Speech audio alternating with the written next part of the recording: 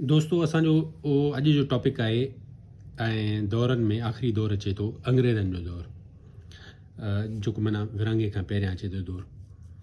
अंग्रेज़नि 1843 में टालपुरनि खां मियाणी जी जंग में टालपुरनि खे शिकस्त ॾेई सिंध जा हुकुमरान बणिया ऐं सॼी सिंध अंग्रेज़नि जे कब्ज़े में अची वई। त दोस्तो हिन दौर में बि काफ़ी सिंधी अदब खे तरक़ी मिली, छाकाणि त अंग्रेज़नि जी इहा पॉलिसी हुई त आवाम सां सिंधीअ में राब्ते में अचिजे। इन लाइ सिंधी अदब खे वधण वेझण जो काफ़ी मौक़ो मिलियो। हिन दौर खे असां टिनि हिसनि में विराए सघूं था: सूरत ख़ती जो ठहणु, सिंधी नसर, सिंधी नज़म। सूरत ख़ती जो ठहणु अंग्रेज़नि फ़ारसी ज़बान जी जाइ ते सिंधीअ खे सरकारी ज़बान जो दर्जो ॾिनो। त दोस्तो इहा हिकिड़ी वॾी सिंधी ज़बान लाइ तरक़ी जो इहो सबबु बणियो। 1851 में सर बार्टल फिरेर जो को उन वक़्त जो सिंध जो कमिश्नर हो, इहो हुकुमनामो जारी कयो त अंग्रेज़ ऑफिसर लाज़मी तौरु सिंधी पढ़नि। इन करे सिंधी सूरत ख़ती जे तमामु घणी ज़रूरत महसूस थी। सिंध जे असिस्टेंट कमिश्नर एलिस जी निगरानी में कमेटी जोड़ी वई, जंहिं अरबी रस्मुल ख़त में टुबकनि जो इज़ाफ़ो करे सिंधी अखर ठाहिया, जीअं ॿे, भे, ते, टे, फे, गेगऊं, ञ, सिंह वग़ैरह। त दोस्तो हिन में असांखे ॿियो जेको पहलू आहे सिंधी अदब जो, उन में अचे थो सिंधी नसर। सिंधी नसर जी शुरूआति जे हवाले सां त कुझु इख़्तिलाफ़ आहिनि। के चवनि था त राजा ॾहर जे लिखियल ख़तनि खे सिंधी नसर जो अवाइली नमूनो सम्झणु घुरिजे। कुझु चवनि था त शाह करीम ऐं मखदूम नूह जे मलफ़ूज़ात में आयल फ़िक्रनि खे सिंधी नसर जो अवाइली नमूनो सम्झणु खपे। पर डॉक्टर अब्दुल जवार जुणे जे मुताबिक़ त आख़ूंद अज़ीज़ुल्लाह जो क़ुरान पाक जो सिंधीअ में तर्जुमो कयो, उहो ई सिंधी नसर जी बाक़ाइदा शुरूआति जो सबबु बणियो ऐं इन हवाले सां शुरूआति उतां ई थिए थी, पर उनखे हथी वठाइण में अंग्रेज़ दौर में काफ़ी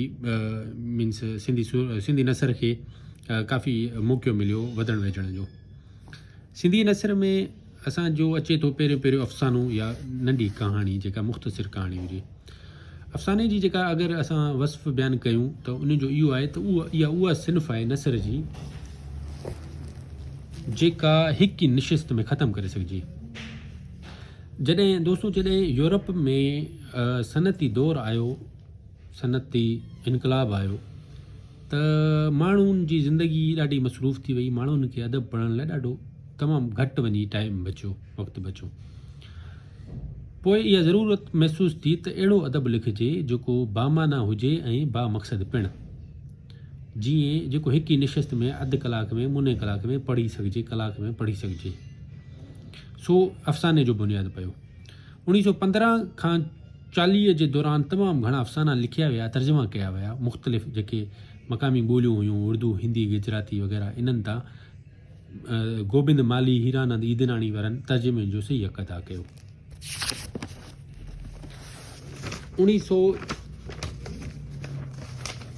छाकाणि त 1940 खां 1947 जे दौरान आज़ादी जे मज़मून ते अफ़साना लिखिया विया, जेके बाग़ियाना ख़्यालनि सां भरपूर हुआ। नाविल अंग्रेज़ी ज़बान जो लफ़्ज़ आहे जंहिंजी माना आहे नई शइ। हीअ समाज जे अके चार मसइलनि ऐं इंसानी जज़्बनि ऐं ख़्यालनि जो अक्स हूंदा आहिनि। सिंधी नाविल जी शुरूआति 1870 में तर्जुमे सां थी। दीवान उदाराम ऐं साधू नोवल राय अंग्रेज़ी नाविल रासीलास जो तर्जुमो कयो। मिर्ज़ा कलीज बेग 1888 में दुल्लाराम जे नाले सां लिखी हिकु वॾी ख़िदमत सर अंजाम ॾिनी। त दोस्तो नाविल जेको हूंदो आहे, इन्हनि जा जेके टॉपिक हूंदा आहिनि, अफ़सानो थी वियो, नाविल थी वियो, इन्हनि जो जेको प्लॉट हूंदो आहे या जेको इहो समाजी मसइला हूंदा आहिनि, कोई सियासी कशमकश आहे, इहे अहिड़ा ई मसइला हूंदा आहिनि समाज में ख़्याल। ड्रामे जो मक़सदु बि क़ौमी मसइलनि खे उजागर करणु आहे। सिंधी ड्रामे जी शुरूआति जनाब मिर्ज़ा कलीज बेग कई। पाण 1880 में लैला मजनू लिखियो। उन खां पोइ दीवान कोड़ेमल, जेठानंद, लोक सिंह वग़ैरह ड्रामा लिखिया। 1894 में पहिरियों सिंधी ड्रामो कराची में पेश कयो वियो। असलूकनि ड्रामनि खां अलावा अंग्रेज़ी में बि खोड़ सारा ड्रामा तर्जुमो कया विया। मज़मून नवीसी जी फ़न बि यूरोप में 16वीं सदी में शुरू थियो। अवाइली मज़मून नवीस ऐं मज़मून नवीसी जो बुनियादु रखण वारा मॉन्टेसन ऐं बेकन हुआ। ऐं अहिड़ी रीति मज़मून में लेखक के नुक़्ते ते सुहिणे नमूने सां लिखंदो आहे, जंहिंमें संजीदगी सां गॾु मज़ा वग़ैरह पिणु थी सघे थो। सिंधीअ में मज़मून नवेसी जी इब्तिदा 1860 में थी, जॾहिं सखर खां अख़बार तालीम निकिती। उनखां पोइ दीवान कोड़ेमल जो तवील मज़मून पको पाए शाया थियो। मिर्ज़ा कलीच बेग बि 1877 में बेगन जा मज़मून तर्जुमो कया, मकालतुल हिकमत जे नाले सां लिखिया। उनखां पोइ दीवान दयाराम, मंगाराम मलकाणी, राम पंजवाणी, मिर्ज़ा कलीच बेग वग़ैरह बि लिखिया। सफ़रनामा लिखण जी शुरूआति बि मिर्ज़ा कलीच बेग वारनि कई, ऐं उनखां अलावा लालचंद अमर ॾिनो, भेरूमल आडवाणी वग़ैरह इहो हुआ। आतम कहाणी जे लिखण जो बि सिहरो मिर्ज़ा कलीच बेग जे सिर ते आहे। पंहिंजी कहाणी लिखियऊं साहूपन कारोपन, जेका पाकिस्तान ठहण खां पोइ सिंधी अदब बोर्ड वारनि छपराई आहे। तनक़ीद ऐं तहक़ीक़ ते बि कुझु किताब लिखिया विया। मीदान शेर जे नाले सां 1875 में लिखियो वियो। उनखां अलावा मिर्ज़ा कलीच बेग, दीवान कोड़ेमल, जेठमल परसराम, डॉक्टर गुरबख्शाणी वग़ैरह वॾा मौक़िक़ थी गुज़रिया आहिनि। त दोस्तो हीउ त हो असांजो सिंधी नसर। हाणे अचूं था सिंधी नज़म ते। त सिंधी नज़म में अगरि असां ॾिसूं त अंग्रेज़नि जे दौर में इनखे सिंधी नज़म खे, सिंधी शाइरी खे ॿिनि हिसनि में विरायो वञे थो। हिकु गैर उरूज़ी शाइरी, ॿियो उरूज़ी शाइरी। गैर उरूज़ी शाइरी जेका मीन्स जेके शाइरी जा कुझु असूल हूंदा आहिनि, उन्हनि खां जेका आज़ादु हूंदी आहे, उहा गैर उरूज़ी शाइरी हूंदी आहे। उरूज़ी शाइरी मीन्स बिल्कुलु असूलनि जे मुताबिक़ हूंदी आहे ऐं बिल्कुलु उन ते असूल लागू थींदा आहिनि। गैर उरूज़ी शाइरी में जेके अची वञनि था अंग्रेज़नि जे दौर में, क़ादिर बख़्श बैदल इन दौर जो वॾे आला पाए जो शाइर हुयो। संदसि जेको किताबु आहे दीवान बैदल बि अथसि, वादतनामा, सरवरनामा, ऐं सिंधी फ़ारसी दीवान खां अलावा सिंधीअ में बि काफ़ी शाइरी कई अथसि। नमूनो हेठि पेश कयो थो, इहो ॻोल्हा करी जंहिंजी सोई तूं सुल्तान, पी पस्तु पाण में जी पंहिंजी सूफ़ सुञाण, नाक थियो नादान लिया विझी लोक में। मोहम्मद हुसैन बेकस ही नौजवान क़ादिर बख़्श बैदल जो फर्ज़ंद हो, जेको सिर्फ़ु 25 साल ज़िंदा रहियो। सिंधी सराइकी खां अलावा हिंदीअ में बि चङी शाइरी कई अथऊं ऐं संदसि शाइरी जो मौज़ू मोहबत हो। पाण लिखनि था, सनासी मसूर बेकस प्रायो बिरह जो, जोश विधाऊं जान में वञी थी वेलूर, को जो प्रायम पूर सनासी जो साथ मूं। मिसरी शाह शाइनायत रिज़वी जे ख़ानदान मां हो। हीउ बि हुस्न इश्क़ जो वॾो शाइर हुयो। विसरी विया ॿई जग जॾहिं दिलि जान सां दिलबर ॾिठमि, दिलबर महताब मुख महबूब जो महराब मुंहुं ॾिठमि। उरूज़ी शाइरी। हाणे उरूज़ी शाइरी दोस्तो, सिंधीअ में उरूज़ी शाइरी जी शुरूआति वारा नूर मोहम्मद ख़स्ता ऐं मिर्ज़ा तक़ी ऐं मुख़दूम अब्दुर रहीम भट्टी वारा हुआ, अॻु में ई करे चुका हुआ। उरूज़ी शाइरी ते ईरानी माहौल जो तमामु घणो असरु हुयो, छाकाणि त फ़ारसी में शाइरी कई वेंदी हुई। इन जे लाइ ईरानी गुलज़ारियूं, ईरानी माहौल, ईरानी तशबीहूं, इहे सभु सिंधी शाइरी में बि नज़र ईंदियूं हुयूं। सो उनखां पोइ कुझु उरूज़ी शाइर पैदा थिया, जिन में आखुंद गुल मोहम्मद हालाई उहो शाइर आहे जंहिं पहिरियों दीवान मुकमल कयो।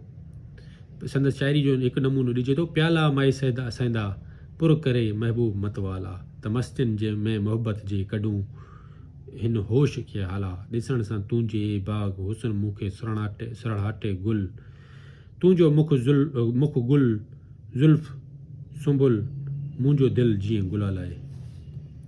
तो दोस्तो इन खां अलावा ग़ुलाम शाह बदा बि हिन दौर जो उरूज़ी शाइर हुयो। जंजा कता शाइरी जो हिकु नमूनो ॾिजे थो, असां कयो इश्क़ जो इज़हार पंजनि में परावन में, असां कयो अक़ल जो इनकार पंजनि में परावन में। मीर अब्दुल्ला हुसैन सांगी।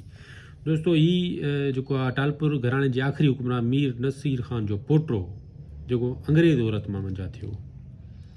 ऐं हिन जा सिंधीअ में 3 नावेल आहिनि, दीवान आहिनि, जेके गज़ल जे आला शाइरी सां भरपूर आहिनि। गज़ल में जेको मक़ाम सांगी रखे थो, शायदि ई ॿियो कोई रखंदो हुजे। पंहिंजे उस्ताद गदा वांगुरु पंहिंजे इश्क़ जो हाल ओरण महिल सफ़ा बेबाक थी वियो आहे। जंहिं मूंखे थे ॾिठो, तंहिं थे चयो चरियो पंहिंजे पिरीअ ॾे मूं जे ॾिठो थे वरियो। मिर्ज़ा कलीच बेग बुनियादी तौरु नसर नवीसो, पर उरूज़ी शाइरी बि कई अथसि। ज़माने जी बेसबाती जो ज़िक्र कंदे चवनि था, चङाई ऐं इंसाफ़ जी किथ बेयार, अॼोके ज़माने में कान्हे पचार, वॾा अॼु थिया नंढनि जा ज़ेर दस्त, सखी सभु बकीलनि अॻियां थिया ख़्वार, ज़लील जे दर ते रुलनि था शरीफ़ था मंझ बंदि आज़ाद ॾिसजनि हज़ार। अगरि हिन दौर जो अंग्रेज़नि जे दौर जो अदबी जाइज़े जो असां हिकिड़ो मुख़्तसिर ख़ुलासो कजे त इन में पहिरीं वॾी जेका वॾो कारनामो जेको थियो उहो थियो सिंधी सूरत ख़ती जो ठहणु।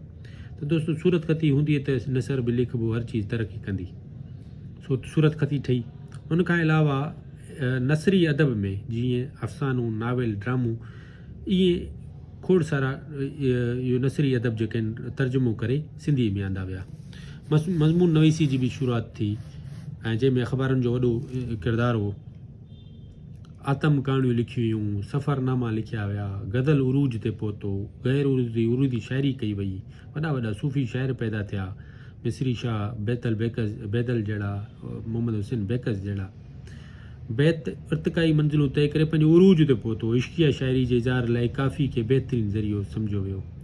तो दोस्तो इन हवाले सां अॼु जो हुन में लेक्चर में असांजा जेके विरहाङे खां पहिरियां वारा दौर हुआ सिंधी अदब लाइ इहे अॼु कंप्लीट थिया। सो उमेद त तव्हांखे सम्झायो हूंदो ऐं वरी मिलंदासीं ॿी लेक्चर में। Thank U.